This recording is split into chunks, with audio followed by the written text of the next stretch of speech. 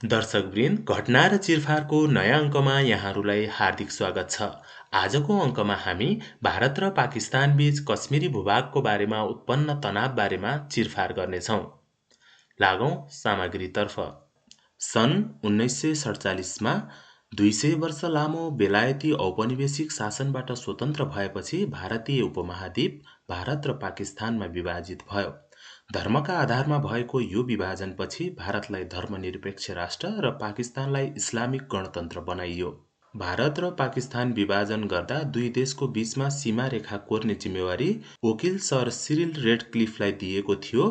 उनी पहिले कहिल्यै भारत आएका थिएनन्। रेडक्लिफले कोरेको सीमाङ्कनपछि लाखौं मानिस विस्थापित भए।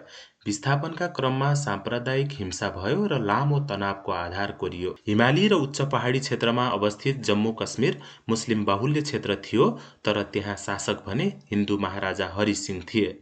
हिन्दू राजा भारतमा मिसाउन चाहन्थे। बहुसंख्यक मुस्लिम समुदाय र पाकिस्तानी नेताले जम्मू कश्मीरलाई पाकिस्तानमा गाभ्न चाहेका थिए। यही कारण विवाद सिर्जना हुन पुग्यो। हरि सिंहले भारतमा विलय हुने निर्णय लिएपछि सन् 1947 देखि 48 सम्म पहिलो भारत पाकिस्तान युद्ध भयो। अहिले भारतले आफूलाई ठूलो लोकतन्त्र र उदयमान आर्थिक शक्तिका रूपमा स्थापित गरेको छ भने पाकिस्तानले सैन्य शक्ति र इस्लामिक पहिचानमा जोड दिएको छ। यो विभाजनले दुवै देशको सामाजिक र राजनीतिक संरचनालाई प्रभावित गरेको छ। जवाहरलाल नेहरूको नेतृत्वमा भारतले औद्योगिकरण र लोकतान्त्रिक मूल्य अँगाल्यो भने मोहम्मद अली जिन्नाको दृष्टिकोणमा पाकिस्तानले इस्लामिक एकताको आधारित राष्ट्र बनायो।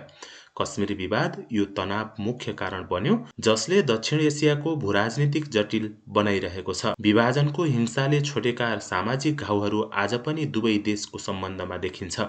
विभाजनदेखि नै दुई देश सीमा विवाद मात्रै नभएर हरेक क्षेत्रमा एक अर्काप्रति आक्रामक हुने गरेका छन्। भारत र पाकिस्तान बीचको तनाव, कश्मीर विवाद, सीमापार आतंकवाद र भूराजनीतिक प्रतिस्पर्धाबाट आएको छ। सन् 1947 को विभाजनपछि दुवै देशले 4 ठूला युद्ध गरिसकेका छन्।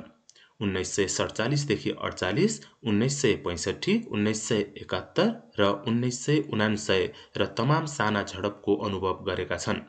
पहिलो युद्धमा पाकिस्तान समर्थित जनजातीय लडाकुले कश्मीरमा आक्रमण गरेका थिए।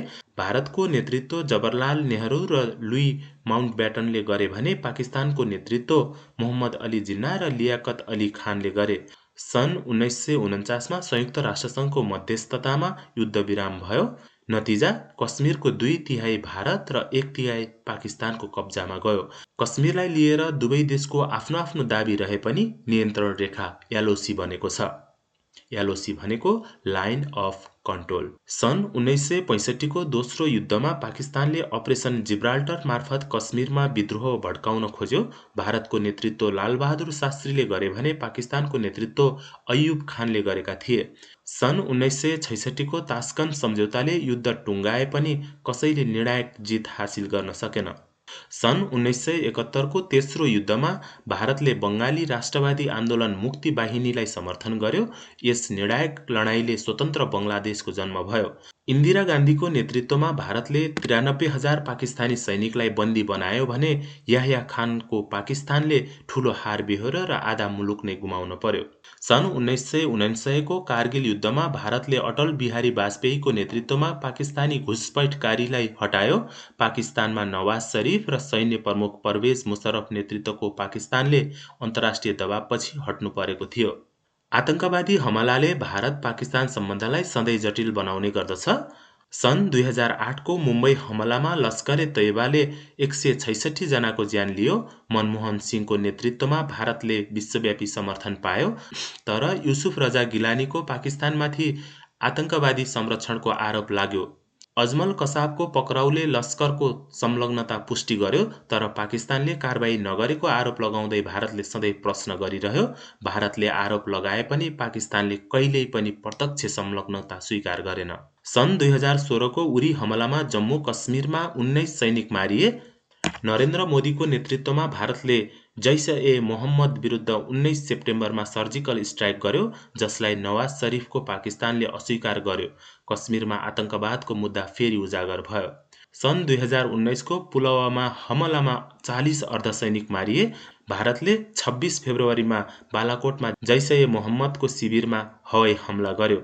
पाकिस्तानले 27 फेब्रुअरीमा जवाफी हवाई आक्रमण गर्यो।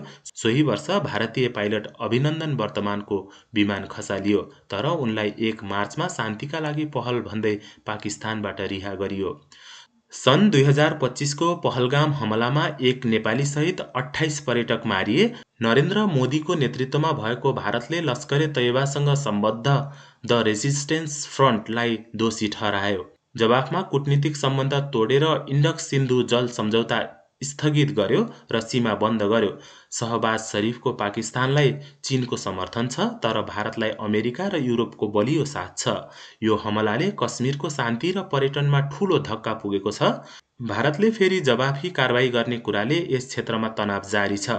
पाकिस्तानमाथि कश्मीर स्वतन्त्र राष्ट्रका रूपमा स्थापित गर्ने समूहलाई चीनसँग मिलेर साथ दिने गरेको आरोप भारतले लगाउँदै आएको छ, जुन आरोप दुवै देशले अस्वीकार गरिरहेका छन्। भारतले जस्तै पाकिस्तानले पनि भारतमाथि आतंकवादलाई समर्थन गरेको आरोप लगाउँछ। सन् 2014मा तहरिक-ए-तालिबान पाकिस्तान टिपिपीले पेशावरको आर्मी पब्लिक स्कुलमा आक्रमण गर्यो, जसमा 132 बालबालिका सहित 149 जना मारिए। पाकिस्तानले भारतीय खुफिया एजेन्सी रको संलग्नता भएको दाबी गर्यो। विशेष गरी सन् 2016मा कुलभूषण जाधवको गिरफ्तारीपछि यसमा थप बल पुग्यो। भारतले यी आरोप खारेज गर्दै आएको छ। सन् 2016मा पाकिस्तानले जासुसी र आतंकवादी गतिविधिको आरोपमा भारतीय नागरिक कुलभूषण जाधवलाई बलुचिस्तानबाट पक्राउ गरेको थियो। पाकिस्तानले जाधव भारतीय नौसेनाका अधिकारी भएको र बलुचिस्तानमा अस्थिरता फैलाएको दाबी गरे पनि भारतले उनलाई अपहरण गरिएको बताउँछ। सन् 2017मा जाधवलाई मृत्युदण्ड सुनाइयो, तर अन्तर्राष्ट्रिय न्यायालयले सजाय स्थगित गरायो। जाधव अझै पाकिस्तानको हिरासतमा छन्। सन् 2020मा Balochistan liberation army BLA Karachi stock एक्सचेन्जमा आक्रमण गर्यो, जसमा 4 आतंककारी र 4 सुरक्षाकर्मी मारिए। पाकिस्तानले भारतले BLAलाई समर्थन गरेको आरोप लगाएपछि भारतले यी दाबीलाई आधारहीन भन्यो। सन् 2020मा इमरान खान नेतृत्वमा रहेको पाकिस्तानले डोजियर सार्वजनिक गरेर भारतले टिपिपी र BLAलाई समर्थन गरेको आरोप लगाए पनि अन्तर्राष्ट्रिय समुदायले यो गम्भीरतापूर्वक लिएन। सन् 2021मा लाहोरको जोहार टाउनमा बम विस्फोट भयो, जसमा 3 जना मारिए भने 24 घाइते भए। पाकिस्तानले भारतीय एजेन्सी र भारतीय नागरिक सतविन्दर सिंहलाई दोषी ठहरायो, तर भारतले यो आरोप पनि खारेज गर्यो। पछिल्लो घटना सन् 2025मा BLAले जाफर एक्सप्रेस रेल हाइज्याक गर्यो, जसमा 100 भन्दा बढी मारिएको दाबी छ। पाकिस्तानले भारत र अफगानिस्तानलाई दोषी ठहरायो, तर दुवैले आरोप अस्वीकार गरेका छन्। पाकिस्तानमा चीन लक्षित धेरै आक्रमणमा भारत र अमेरिकाको प्रत्यक्ष वा अप्रत्यक्ष संलग्नता भएको दाबी पाकिस्तानले लगाउँदै आएको छ। बलुचिस्तान पाकिस्तानबाट अलग राष्ट्र बनाउन खोज्ने समूहलाई भारतले अफगानिस्तान, इरान जस्ता छिमेकी देशसँग मिलेर बल पुर्याउने गरेको आरोप इस्लामाबादको छ। भारत र पाकिस्तान दुवै राष्ट्र परमाणु शक्ति सम्पन्न राष्ट्र हुन्। भारतले सन् 1974मा पहिलो परमाणु परीक्षण र सन् 1998मा पूर्ण हतियार विकास गरेको थियो। जवाफमा पाकिस्तानले पनि सन् 1998मा परीक्षण गर्यो। हाल भारतसँग 172 र पाकिस्तानसँग 170 परमाणु वारहेड छन्। दुवैसँग ब्यालिस्टिक मिसाइल, भारतको अग्नि 5, पाकिस्तानको शाहिन 30 छन्। परमाणु हतियारले पूर्ण युद्धको जोखिम कम गरेको छ। भारतको नो फर्स्ट युज नीति छ भने पाकिस्तानले पहिलो प्रयोगको अधिकार राख्दछ। कश्मीर र बलुचिस्तानमा आतंकवादी हमलाले द्वन्द बढाएर परमाणु युद्धको खतरा निम्त्याउन सक्दछ। परमाणु शक्तिले दुवै देशलाई संयम अपनाउन बाध्य बनाएको छ, तर समय-समयमा हुने साना ठूला घटनाले विश्व शान्तिलाई चुनौती दिइरहेको छ। संयुक्त राष्ट्रसङ्घ र विश्व शक्तिहरूले मध्यस्थता गर्न खोजे पनि कश्मीरमा दुवै देशको अडानले समस्या जटिल बनाउँछ। पाकिस्तान तेस्रो पक्षको हस्तक्षेप र कश्मीरलाई अलग देश वा आफ्नो भाग बनाउन चाहन्छ भने भारत यो द्विपक्षीय मुद्दा मान्छ र पाकिस्तान नियन्त्रित कश्मीर पनि आफ्नो भएको दाबी गर्दछ। यदि पूर्ण युद्ध भएमा भारतको ठूलो सेना, उन्नत प्रविधि राफेल ब्राह्मोस र बलियो अर्थतन्त्रले फाइदा दिन सक्छ। यसको नौसैनिक शक्तिले पाकिस्तानको कराची बन्दरगाह अवरुद्ध गर्न सक्छ। उता पाकिस्तानको परमाणु हतियार, J-17 विमान, ड्रोन र कश्मीरको भूभागले रक्षात्मक लाभ दिन्छ। परमाणु युद्धको जोखिमले ठूलो युद्धको सम्भावना कम गरेको छ, तर सर्जिकल स्ट्राइक जस्ता सीमित कारबाही हुने कुरा असम्भव छैन। अहिले ताजा अवस्था हेर्दा भारत लामो लडाईँमा जान सक्छ भने पाकिस्तान छोटो युद्धमा जान तयार देखिन्छ।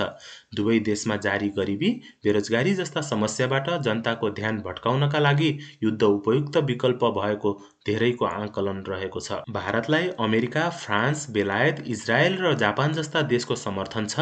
क्वाड र रुससँगको सम्बन्धले भारतको कूटनीतिक शक्ति बढाएको छ। पश्चिमा देशहरू चीनलाई काउन्टर गर्नका लागि भए पनि भारतसँग नजिक हुनुपर्ने बाध्यता छ। पाकिस्तानलाई चीन, टर्की जस्ता देशहरूको साथ छ। सन् 1949 को कारगिल र सन् 2025 को पहलगाममा भारतलाई बलियो समर्थन प्राप्त छ। भारत र पाकिस्तानबीच सम्बन्ध सुधारको सम्भावना कम छ। कश्मीर विवाद, आतंकवाद र परमाणु हतियारले तनाव कायम राख्ने देखिन्छ। उरी, पुलवामा र पहलगाम जस्ता घटनाले तनाव बढाउँछ। करतारपुर करिडोर जस्ता पहलले सीमित सहयोगको आशा देखाउँछ। संयुक्त राष्ट्रसङ्घ र अमेरिकाले मध्यस्थता गर्न सक्छन्। कश्मीर विवाद समाधान र आतंकवाद विरुद्ध संयुक्त रणनीति चाहिन्छ। व्यापार र सांस्कृतिक सम्पर्कले तनाव कम गर्न सक्छ, तर सहकार्यको बाटो कठिन छ। सन् 1947 को विभाजनबाट सुरु भएको भारत-पाकिस्तान तनाव, कश्मीर विवाद, आतंकवादी हमला र परमाणु शक्तिका कारण जटिल छ।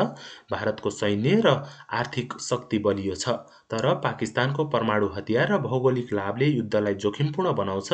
शान्तिका लागि कश्मीर विवाद समाधान, आतंकवाद विरुद्ध सहकार्य र कूटनीतिक आवश्यक छ, नत्र दक्षिण एसिया अस्थिर रहनेछ। दर्शकवृन्द, तपाईलाई आजको घटना र चिरफार कस्तो लाग्यो? यदि हाम्रो सामग्री मन परेमा भिडियोलाई लाइक, कमेन्ट र सेयर गर्नुहोला। अन्त्यमा हाम्रो च्यानललाई सब्स्क्राइब गर्न पनि नभुल्नुहोला।